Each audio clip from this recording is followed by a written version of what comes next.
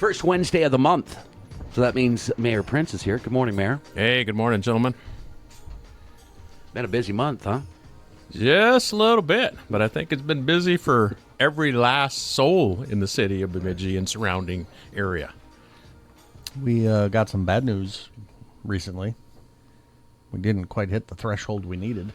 Well, not yet. Oh, is that still an ongoing moving target? It is. I mean, I can tell you as a city, we're still spending money every week if you're seeing those cleanup crews. But part of it, of course, is how much of it can count as it's related to public infrastructure, and it's for the county, the FEMA threshold. Sure. Last I heard, we were 800,000 short, and that was about a week ago. But there are continuing expenses until they're all finished, accounted for, and counted. We'll see. But FEMA's an interesting animal in the first place because just because you hit that threshold isn't a guarantee you're going to get funded. In fact, we heard some stories of some communities who weren't. Do I know all the rationale or reasons? Or no, I do not. And actually, when our Senator Amy Klobuchar was in town, I was asking her about that. And I bet she didn't know the answer either. She didn't. Because nobody does. She said she's going to do a little follow-up and get back to us. So that's what I'm waiting on because, you're hearing these stories third hand. So, there may have been underlying reasons that I'm unaware of, et cetera. But the first thing is you got to hit the threshold before you can even have those conversations, and we'll see. And again, it's being tracked at the county, so Chris Mueller's probably the one who's got his finger on the pulse, and we check back with him and whatnot. But often I get asked, like, how close are we? And I'm like, well, it's the last number I heard a week ago. I don't know where we are as of this exact moment.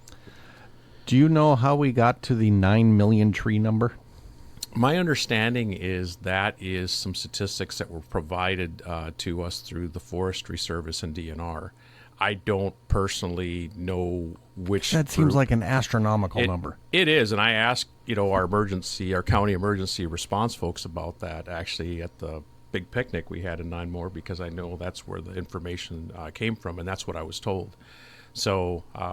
I've heard 9 million. I've heard 10 million. I've heard 11 million. But I mean, even if you get your head around a million, like 1 million trees, like that's just a crazy amount. But on the other hand, I go to Diamond Point Park and we lost 204 trees in one park. Right. So when you lost 204 trees in one park, is it insurmountable to think that you could have lost millions of trees in a 50-mile radius where this came through? That doesn't mean they're all down, right? That also counts ones that are leaners or like way bent over, but they haven't, you know what I'm saying? Yeah.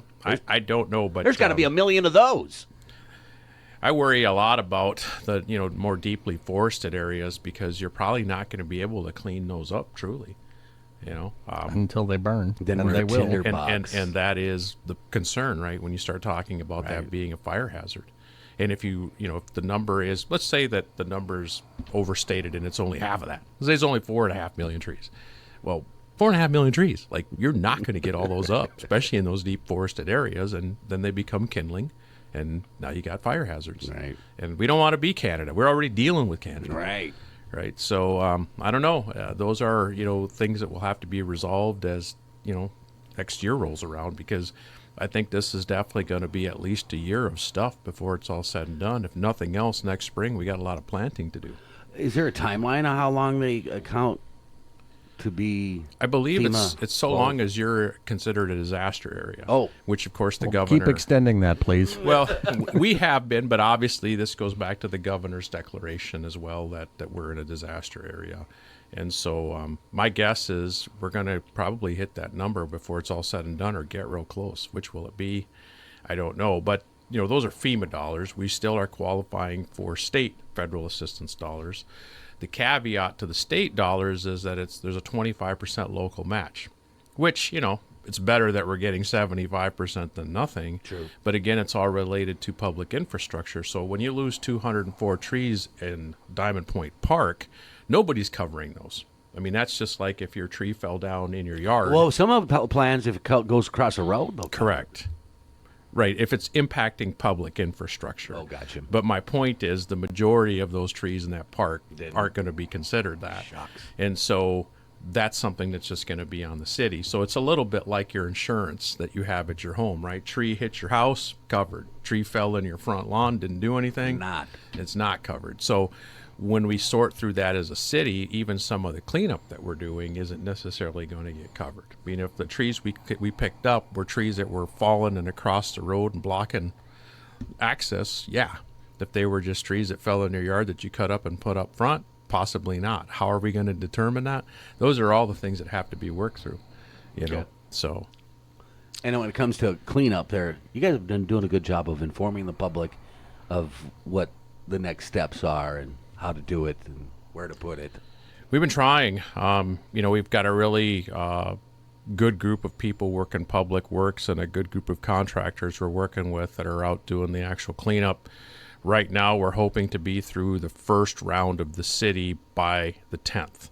And then we would start the second round of cleanup on the 11th with the goal, again, of getting through the entire city, beginning on the east side of the lake and working our way around with periodic updates to citizens so you know, here's the neighborhoods we were in, here's the neighborhoods we're targeting, so that if you have some last-minute stuff you need to take care of and get it out in front, that we can, handle that. So that's the goal. But as I've told many people, the 10th is a fluid goal. We're working as hard as we could, but could it go a day longer? Sure. Could it be done a day sooner? Sure. Like, how's that going to work? And, if after the 10th you don't feel like you've been picked up for a first round, then that's a good time to call City Hall or Public Works and say, hey, I think I might have been missed. But I also will say that we started cleanup right after the storm. And there are some neighborhoods that we went through right out of the gate that maybe those folks didn't have much chance to respond. And so from their perspective, maybe they weren't picked up, but they were just amongst the first. They just didn't have anything out at the curb yet. Correct. Correct. And then the other part of it is, we are not picking up root balls and stumps right now. So if your pile had a lot of that in there, it's possible that your pile wasn't picked up. So as we work through all of this stuff, that's what I mean. But if if you get to next week and you feel like you haven't been picked up at least once, then you should contact us at City Hall or Public Works and we'll check into it for you. But the goal is to make 2 full rounds through the city, pick up all of this stuff. Again, we're back to making sure it's tree branches and trees and 8-foot lengths and all of those kinds of things. But, I've seen a few things out on social media where, people seem to be panicking a little bit. And we're like, no, we're going to make 2 full rounds. If we miss somebody, we want to know. We're human beings. Could make a mistake. Let's make sure we get everybody picked up. The goal is to be as helpful as possible, get everything picked up, and get ready for winter.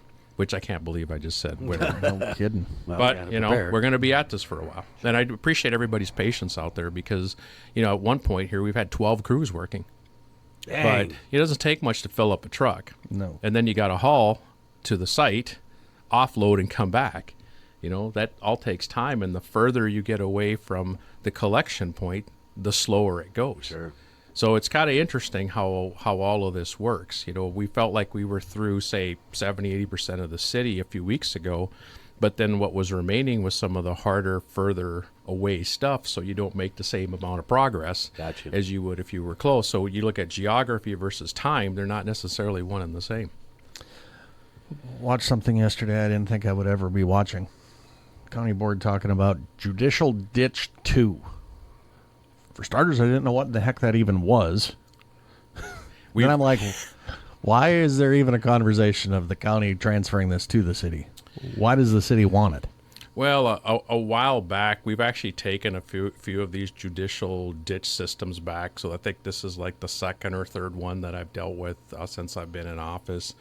A lot of this is a little bit of horse trading that we do with the county sometimes, right? Like we're already, pretty much picking up all around that ditch, let's say. So if we do that ditch, it makes more sense for us to do, but we may ask the county to help us somewhere else. And this is fairly common between LGUs, local government units. Sometimes we do this with townships as well, where, we do a little bit for them, they do a little bit for us, and in the scheme of the universe, it all works out. But yeah, that's happened twice. If the city takes it over, does it impact taxes at all? Generally speaking, no. Most of it's ditch cleanup kind of stuff. If you had to maintain a culvert long term, possibly. But you're not talking big dollar kind of stuff. You're not dealing with, sewer pipe here or water pipe or pavement or, the stuff that really costs money. How's National Night Out? It was good. I don't know what the count was. I was serving Oscar Mayer hot dogs, Nice. cranking out the red hots there. And I guess on my side of the table there, I felt like we probably handed out 300-400 hot dogs. Sure. So my guess is the other side did the same, and so I'd say we probably had 700-800 people there. And it was really interesting because last week we had the big picnic at Nymore. And like 3 times the amount of people showed up. Oh yeah, we ran out of burgers and started handing out pizza, but that was okay, right? Like we saw it coming and got it all organized and got some good feedback for our comprehensive plan stuff, and it was great to see that park used that way. I mean, I don't think I've ever seen that many people in that park at one time. But we just did that last weekend, so we rolled in a national night out yesterday, and I thought, well, people picnicked out, and what are we going to see over there? Never. But it was strong. It was really good. I heard your conversations about not having any beef here for a couple of weeks, which a couple of days, pardon me, not a couple of weeks. I feel bad Just for you. yesterday. And I said, I don't think I had any beef yesterday either. It was good, but I don't think it was beef. Whatever Oscar Mayer's finest is. Oh, sure. A little bit of everything. A little bit of everything, exactly. It's the latest with Northern Township and the judicial part of this. Well, the hearings actually started technically back in July on the 15th, but it was a pretty brief half-hour hearing, more procedural than anything. And so the next step is for the township and the city to have a joint informational hearing where citizens can come. And in fact, I just met with the chair of the board from Northern Township yesterday, Jess Frenzel, and he and I kind of worked through what that might look like. And so we haven't set the date yet, but it will hopefully happen towards the end of this month of August. People will have plenty of notice because we're required to post it 10 days in advance. So people will have notice. And right now, depending on availability, it's probably going to be either at the Sanford Center or at the high school, depending on what's available on the date that we choose. So I'm hopeful that here by the end of the week, we'll know what that date is. We have a joint informational session. Both groups get to present their information. Citizens get to come and ask questions, and that's the next step. Once that's done, assuming things proceed beyond that, and there is no negotiation, the trial would begin at the end of September. And you probably most likely would have some type of verdict by November at the latest, I would assume. So Northern is scheduled to present their case September 29th through October 3rd, and the city of Bemidji will present our case October 6th through October 10th. So once, those dates are probably a little fluid, but once those things are done, then it would go to the judge, and they would have time to, render a decision. So that's where we're at. I continue to remain hopeful that as we go through this process, that somewhere along the ways, perhaps we can find ourselves a settlement that works for everybody. But we'll see what happens. Am I remembering correctly, the judge will attend that public hearing?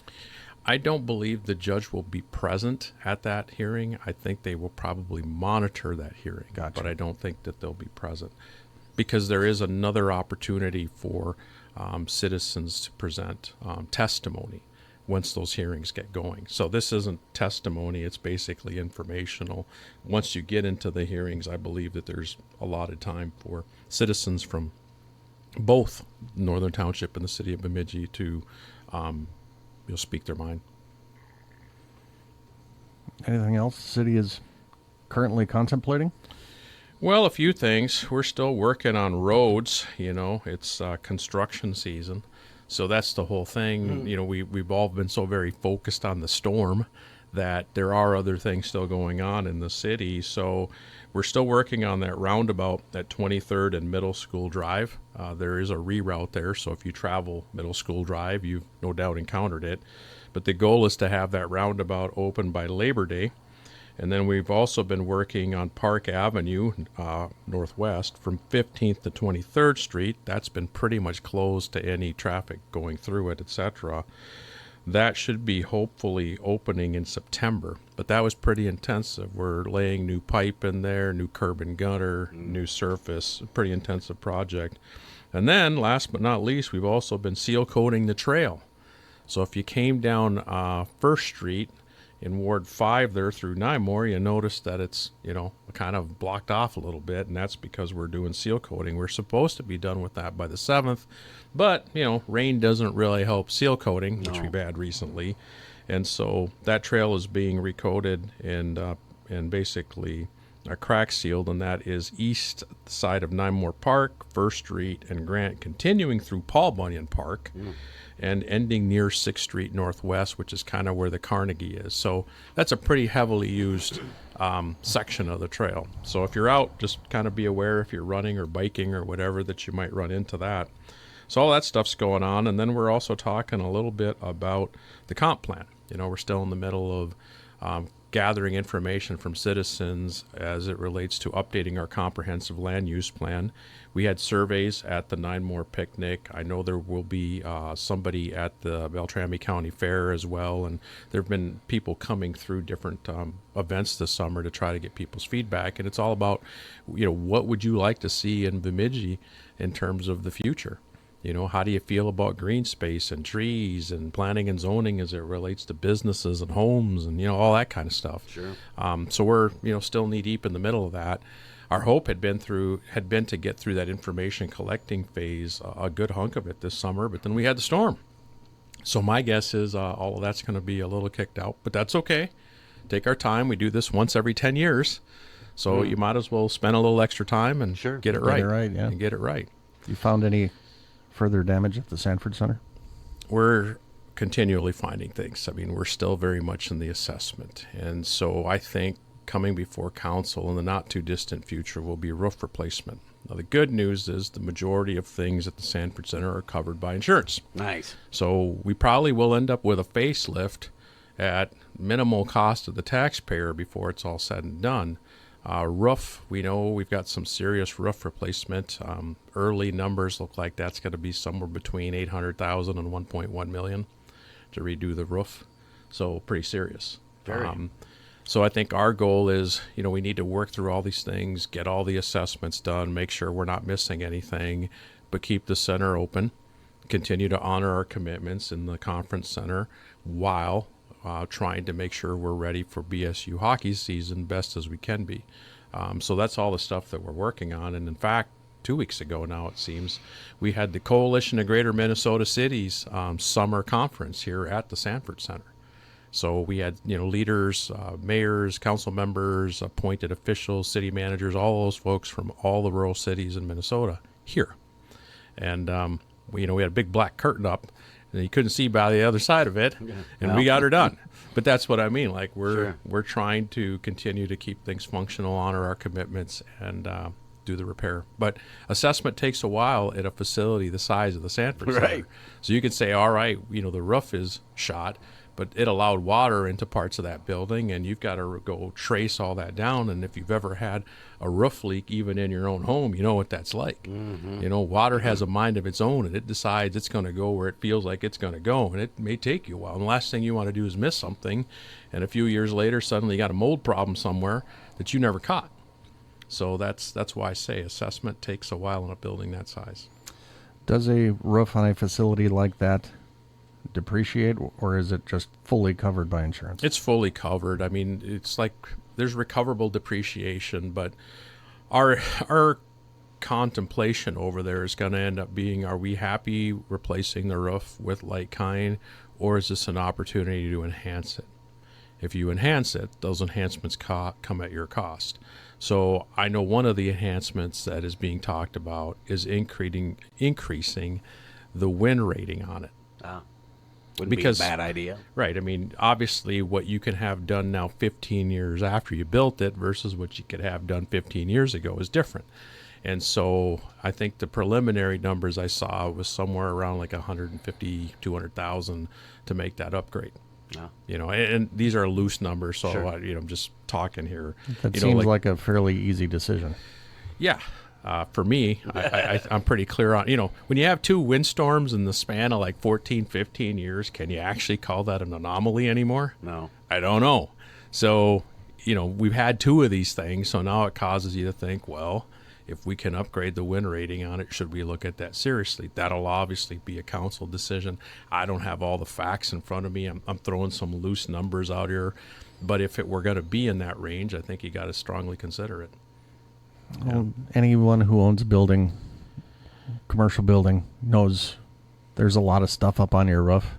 Now imagine a building the size of the Sanford Center. All right. Well, what's amazing is all that stuff comes down in a situation like this. We had 2 air exchange units up there. One weighed like 16,000 pounds and the other one weighed 12,000 pounds, and they ended up off the roof. And as they were rolling across the roof, they were doing what? Destroying it. You got it. So, I mean, just fathom that, it's a unit that size, wind comes through, blows it off your roof. Yeah, that's the kind of stuff when you talk about commercial buildings. It's a little different than your house. In your house, you lose shingles. Buildings like that, you lose the stuff that's mounted on the roof. So we'll see what happens. There'll be more information to come. It'll come before the council, obviously, for decisions to be made and that kind of stuff. But can't say enough about the Sanford Center crew over there. You bet. They just keep plugging away and making events happen. I mean, we were all at Babe's Burnout not so long ago, right? What people don't Thankfully, realize. it was out in the parking lot, most of it. Correct. But, the thing that I hope people realize is that, maybe that whole week before Babe's Burnout, that whole crew's working on assessment, damage control, and everything in that building. Then they come out to the parking lot and put on that event. You don't notice anything, and as soon as that event's done, what are they doing? Back at it. Right. So to you, it's in the parking lot and it's seamless. To them, right, it's just another piece of a really long summer. And it's the same thing with our city workers. They're all out doing storm, relief things and have been for 6 weeks or whatever the number is. Their other jobs still are out there, still need to be done. They're doing the best they can, but no doubt there's a point to where some of that will catch up to us. And it's inevitable. I mean, that's an unavoidable thing. Nobody plans for the storm of the century. No. And when we hopped on, we were talking about what a summer, right? First off, we start off with a parking lot that turns out to have a basement. Right. Then we have a gas leak where we have to evacuate downtown. Then we have the storm of the century. That was this summer. For some cities, that could be multiple years, if ever. We get it in a summer. So I can't say enough about staff, because every one of those situations required what? Staff response and work. Right. Good job. I will pass it on. Thanks for stopping by. Always a pleasure. Hope you guys have a great week.